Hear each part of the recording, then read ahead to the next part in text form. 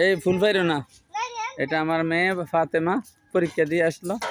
আর ওইটা হইলো আমার মেয়ে ছোট ফাতেহা। আর এটা হইলো খুশি। আর এটা হইলো তানহা। আর তোমার নাম কি? হ্যাঁ, ইবা আমার স্বাস্থ্য বোন। হ্যাঁ, এই যে এখানে বসার জায়গা, এখানে বসার জায়গা রাখা হয়েছে। এখানে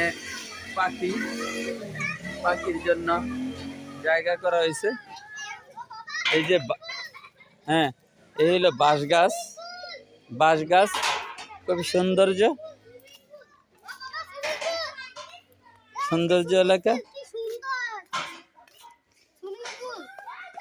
হ্যাঁ হ্যাঁ, এই যে দেখেন খুবই সৌন্দর্য। এটা হইলো এবারের মেইন গেট।